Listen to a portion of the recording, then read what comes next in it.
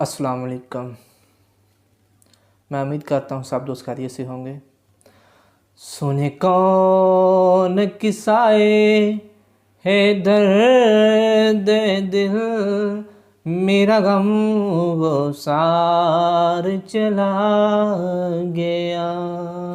दोस्तों, आप सब जानते हैं जैसा कि शेखुल हदीस हज़रत अल्लामा ख़ादम हुसैन रिज़वी रहमतुल्लाह अलैह इस दुनिया फ़ानी से रुखसत हो गए हैं, चले गए हैं।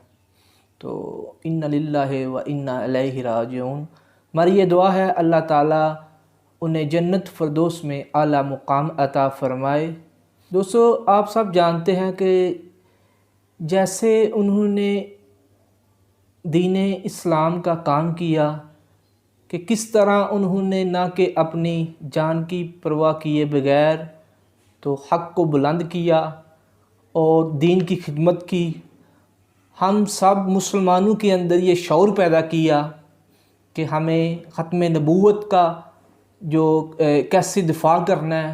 दीन इस्लाम के मामले में कितने सख्त थे।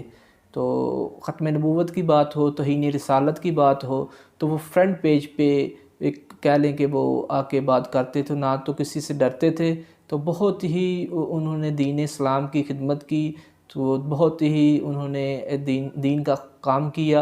तो बहुत सारी जो कह लें कि हम सब नौजवान नस्ल को भी उन्होंने एक पैगाम दिया को हमारे अंदर भी उन्होंने एक शऊर पैदा किया कि कैसे आपने अपने दीन इस्लाम का काम करना है, तो कैसे आपने एज़ आ मुस्लिम ज़िंदगी गुजारनी है, तो कैसे आपने जो ख़त्म नबूवत की बात हो तो उस पर कैसे आपने पहरा देना है। तो अगर तौहीन रिसालत का मामला आ जाए तो कैसे उस पर आपने कह लें कि उसका मुकाबला करना है। करने का मकसद ही है कि ऐसा वो काम करके गए हैं, ऐसा अच्छा काम करके गए हैं, तो हमारा भी ये फ़र्ज़ है, हमारा भी ये हक़ है, तो उनके साथ चलें एज़ आ मुस्लिम।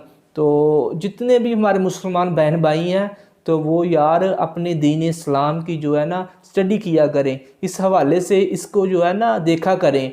तो दूसरी एजुकेशन जो है वो भी साथ साथ है, लेकिन जो सबसे अहम है, जो सबसे पहले है, वो हमें इस्लाम की जो कह लें कि एक तालीम में बहुत ज़रूरी है, इसका हमें पता होना चाहिए। दीन और इस्लाम की जो कह लें कि हमें समझ होनी चाहिए। तो अपने बच्चों के अंदर भी ये शऊर पैदा करें कि उन्हें बताएं, उन्हें इनकी दीन इस्लाम की स्टडी दें